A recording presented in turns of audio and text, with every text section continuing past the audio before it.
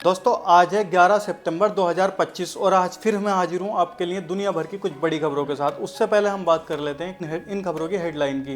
दोस्तों यमन की राजधानी सना में फिर किया इसराइल ने एक और हमला जिसमें 35 लोगों की गई जान। एक और खबर आ रही है, ट्रंप ने नेतन्याहू को फ़ोन पर बात की और फ़ोन पर बात कर कहा, साफ कह दिया कि कतर में हमला करना समझदारी की बात नहीं थी, समझदारी नहीं थी और गर्म माहौल में बात हुई दोनों के बीच। दोस्तों एक खबर और है, गाजा के लिए ले जा रहे सबसे बड़े समुद्री मदद जो फ्लोटिला है उस पर हुआ एक दूसरा हमला। एक हमला और हुआ था अभी पीछे, आज अब ये कल फिर दूसरा हमला हुआ है।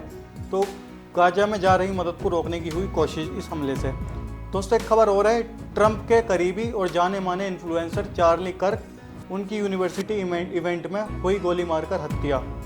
एक खबर और आ रही है दोस्तों, कतर के प्रधानमंत्री ने मांग की है कि नेतन्याहू को न्याय के कटघरे में लाया जाए और चलाया जाए उन पर मुकदमा। दोस्तों ये सारी बड़ी खबरें आज की टॉप की खबरें हैं जो एक एक करके हम आपके सामने सारी खबरें रखेंगे। तो ज़्यादा वक्त न गवाते हुए हम बात करते हैं सीधा खबरों की तरफ, मुद्दे की तरफ। हाय दोस्तों, मैं हूं आपका दोस्त शहाबुद्दीन और आप देखना शुरू कर चुके हैं हमारा अपना चैनल शाबू टीवी शो, जहां हम आपको देते हैं दुनिया भर की सच्ची पक्की और बड़ी खबरें। तो चलिए दोस्तों पहली खबर की हम बात कर लेते हैं। पहली खबर की तरफ अपना रुख करते हैं। पहली खबर है यमन से।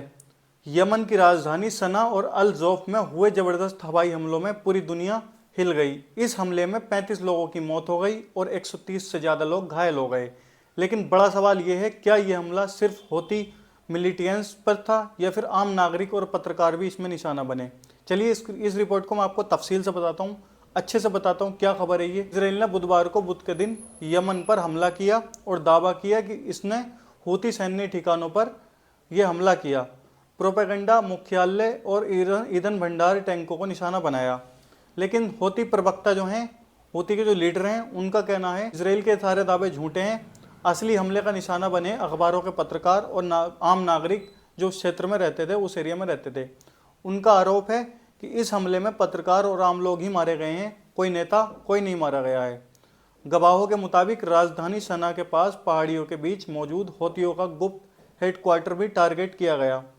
वहीं इजराइल का कहना है कि ये सब जवाबी कार्रवाई थी क्योंकि हौती लगातार ड्रोन और मिसाइलों से इजराइल पर हमला कर रहे हैं। लेकिन दोस्तों हौती भी अब चैन से नहीं बैठेंगे, ये जंग और आगे जाएगी। देखने वाली बात यह है कि अब ये जंग अपना मोड़ कितना खतरनाक मोड़ ले सकती है। आपको बता दें कि कुछ दिन पहले ही सना पर हुए हमले में हौती सरकार के प्रधानमंत्री और कई मंत्री मारे गए थे। यानी ये अब सीधा राजनीतिक नेतृत्व बार बन गया है। अब सवाल उठता है, क्या यमन का युद्ध गजा की जंग को और भड़का देगा या फिर क्या रेड सी में हौतियों का ताकत इजराइल के लिए नई सिरदर्दी बनेगी।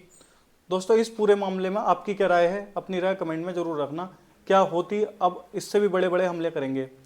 अब हम आपको लिए चलते हैं दूसरी बड़ी खबर की तरफ आज की। ये भी काफ़ी इंपॉर्टेंट खबर है दोस्तों। क्या आप सोच सकते हैं कि इजराइल ने कतर जैसे सुरक्षित और ताकतवर देश की राजधानी दोहा में हमला किया।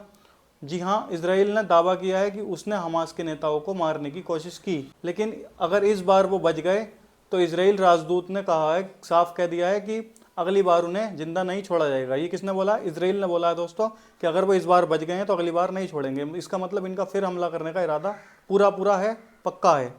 मंगलवार को दोहा में हुए स्ट्राइक में पूरी दुनिया को हिला दिया। कतर वही देश है जो गाजा युद्ध में सीज फायर की बातचीत करवा रहा है दोनों देशों के बीच। ऐसे में हमास नेताओं को वही निशाना बनाया गया कतर के अंदर ही। और भी विवाद स्पष्ट बन गया। अमेरिका ने भी इस हमले पर नाराजगी जताई। अमेरिका राष्ट्रपति डोनाल्ड ट्रंप ने इजराइल के प्रधानमंत्री नेतन्याहू से फ़ोन करके कहा कि कतर में हमला करना समझदारी नहीं था। वॉल स्ट्रीट जर्नल की रिपोर्ट के मुताबिक ट्रंप और नेतन्याहू के बीच काफ़ी देर तक बातचीत हुई। मंगलवार को उस फ़ोन कॉल पर काफ़ी गर्मा गर्मी में बातचीत हुई। ट्रंप ने साफ कहा कि कतर पर हमला करना ना तो इजराइल के हित में था और ना ही अमेरिका के। उनका कहना था कि इससे हालात और बिगड़ सकते हैं। फ्रांस के राष्ट्रपति इमैनुअल मैक्रों ने भी ट्रंप से फ़ोन पर बातचीत की और मध्य पूर्व की बिगड़ती स्थिति को लेकर चिंता जताई है। हालांकि ट्रंप ने यह भी कहा है कि यह फैसला पूरी तरह नेतन्याहू का था, लेकिन उन्होंने दोहरा दिया है कि ये कदम ना तो अमेरिका और ना ही इजराइल, इन दोनों के हित में नहीं था। अब बड़ा सवाल ये है दोस्तों, क्या कतर में हुआ ये हमला गाजा युद्ध की शांति वार्ता को पूरी तरह ख़त्म कर देगा? जो बातचीत चल रही थी सीज फायर को लेकर, उसकी पूरी तरह ख़त्म कर देगा बातचीत को, या अरब देश कतर के साथ खड़े होकर इजराइल के खिलाफ और सख्त रुख अपनाएंगे? ये देखने वाली बात होगी अब कतर क्या करने वाला है। अब दोस्तों हम बढ़ते हैं आज की तीसरी बड़ी खबर की तरफ, और ये भी इंपॉर्टेंट खबर है, बड़ी खबर है। अगर आप यहाँ तक बने हुए हैं तो इस खबर को भी सुनकर जाना। एक इंटरनेशनल एक्टिव फ्लोटिला जो गाजा की नाकेबंदी को तोड़ने के मिशन पर निकला और उस ट्यूनीशिया से लगातार दूसरी बार हमला हुआ। इस बार भी टारगेट बना ब्रिटिश फ्लैग वाला जहाज हमला। और सबसे चौंकाने वाली बात यह है कि ये फ्लोटिला ग्रेटा थनबर्ग और बार्सिलोना के पूर्व मेयर भी इसमें मौजूद थे। दोस्तों ये वही फ्लोटिला जिसकी मैंने आपको खबर बताई थी जो गाजा के लिए मदद लेकर जा रहा है समुद्री रास्ते से, और ये सब बहुत बड़ी मदद है। तो इसको रोकने की कोशिश की हमलों के द्वारा। चलो मैं आपको पूरी रिपोर्ट बताता हूँ क्या मामला है, क्या पूरी खबर है। दोस्तों दरअसल हुआ क्या, फ्लोटिला के कार्यकर्ता का कहना है कि एक ड्रोन ने जहाज पर आग लगाने वाला डिवाइस गिराया जिससे डेक पर धमाका हुआ और आग लग गई फ्लोटिला के अंदर। हालांकि किसी को चोट नहीं आई और टीम ने आग बुझा दी। ट्यूनीशिया के आंतरिक मंत्रालय ने इसे सोची समझी साजिश बताया है और जांच शुरू करने को कहा है कि तुरंत ही जांच शुरू की जाए कि हमला कहां से हुआ। यह हमला एक रात पहले हुए अटैक से मिलता जुलता था। जैसे एक रात पहले हमला हुआ था उसी अटैक से मिलता जुलता था जब पुर्तगाल के झंडे वाले फैमिली जहाज को टारगेट किया गया था। दोस्तों एक्टिविस्ट का आरोप है कि ये इजराइल की तरफ से किया जा रहा है ताकि उनकी मिशन को नाकाम किया जाए और ये मदद गाजा तक ना पहुंच पाए। हालांकि इजराइल ने अब तक इन आरोपों पर कोई जवाब नहीं दिया है और पहले भी ऐसे ही फ्लोटिला पब्लिसिटी स्टंट कह चुका है। मतलब जब पहले हमला किया था तो उसको भी फ्लोटिला पब्लिसिटी स्टंट कह चुका था इजराइल। अब सवाल ये है, क्या ये ड्रोन हमले सिर्फ शुरुआत हैं? क्या इजराइल सच में इस मिशन को रोकने के लिए पीछे पड़ा है या कोई और ताकतें हैं इसके पीछे? दोस्तों ये तो बात जब ही खुलेगी जब पूरी रिपोर्ट सामने आएगी। आपको क्या लगता है, आपका क्या मानना, क्या ये इजराइल का करा धरा है? क्या गाजा तक मदद पहुंच पाएगी, रास्ते में ही रोकी जाएगी? चलिए दोस्तों मैं आपको लिए चलता हूं आज की चौथी बड़ी खबर की तरफ, और ये भी काफ़ी इंपॉर्टेंट खबर है, बड़ी खबर है। दरअसल अमेरिका से एक चौंकाने वाली खबर आई है। ट्रंप के करीबी थे, बहुत ज़्यादा करीबी ये थे, ट्रंप के जाने माने कॉन्ट्रोवर्सिव इन्फ्लुएंसर थे चार्ली कर्क। तो उनकी यूनिवर्सिटी इवेंट में, एक यूनिवर्सिटी में वो इवेंट कर रहे थे तो उसमें गोली मारकर हत्या कर दी गई। 31 साल के चार्ली कर्क जो ट्रंप के करीबी और युवाओं के बीच लोकप्रिय पॉडकास्टर थे, यूटा वैली यूनिवर्सिटी में भाषण दे रहे थे और अचानक उन पर हमला हुआ और गोली चली और अफरा तफरी में उनको गोली लगी और वो उनकी वहीं पर मौत हो गई। हमलावर अभी भी फरार है और पुलिस उसकी तलाश में है, पुलिस तलाश कर रही है। अभी तक पता नहीं चला किसने हमला किया था। दरअसल डोनाल्ड ट्रंप ने अपने सोशल मीडिया अकाउंट पर एक पोस्ट डालकर शोक जताया है और कहा है चार्ली युवाओं की आवाज़ थे।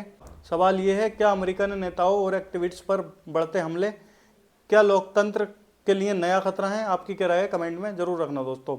अब ये आज की लास्ट और 5वीं बड़ी खबर है, इसको भी सुनकर जाना अगर आप यहाँ तक बने हुए हैं तो ये खबर भी आपके लिए बहुत ज़्यादा इंपॉर्टेंट है। दोस्तों गाजा पर इजराइल हमले लगातार और भीषण होते जा रहे हैं। बुधवार को ही 70 से ज़्यादा लोगों की मौत हो गई हमलों में गाजा के अंदर, और इस पर कतर के प्रधानमंत्री ने इजराइल पर बड़ा आरोप लगाया है कि स्टेट टेररिज्म यानी राज्य प्रायोजित आतंकवाद ये नेतन्याहू कर रहे हैं। मतलब आतंकवाद की श्रेणी में उसको रखा है और बोला है। कतर के प्रधानमंत्री शेख मोहम्मद ने मांग की है कि इजराइल प्रधानमंत्री बेंजामिन नेतन्याहू को न्याय के कटघरे में लाया जाए। कतर के विदेश मंत्री मंत्रालय ने भी साफ कह दिया है कि भले ही नेतन्याहू कुछ भी बयान दे, कतर अपनी भूमिका एक भरोसेमंद मध्यस्थ के रूप में जारी रखेगा। इसी बीच गाजा में हालात और बिगड़ रहे हैं। इजराइल ने एक ही दिन में 70 से ज़्यादा लोगों की जान ले ली हमलों में, और इसके साथ ही साथ यमन में भी हमले हुए थे तो उसमें भी 35 लोगों की जान गई। दोस्तों मानवाधिकार संगठन जो हैं उन्होंने इजराइल के उस आदेश पर कड़ी आपत्ति जताई जिसमें 1 मिलियन लोगों को गाजा सिटी खाली करने को कहा गया, जबकि दक्षिण इलाकों में पहले से ही भीड़ और खतरे हैं। ताज़ा आंकड़ों के मुताबिक दोस्तों अक्टूबर 2023 से अब तक गाजा में 64,000 से ज़्यादा लोगों की मौत हो चुकी है, जान चली गई है, और 1.6 लाख मतलब 1.6 लाख लोग घायल भी हैं। हजारों लोग अब भी मलबे में दबे हुए हैं। अब बड़ा सवाल यह है, क्या अंतर्राष्ट्रीय दबाव इजराइल को रोक पाएगा या हालात और भी भयानक मोड़ लेंगे? अपनी राय दोस्तों कमेंट में ज़रूर रखना। तो ये थी आज की कुछ बड़ी खबरें, टॉप की खबरें जो हमने आपको एक एक करके आपके सामने रखी सारी खबरें। तो हम बताते हैं आपको वो सच जिसे दिखाना बहुत ज़रूरी है।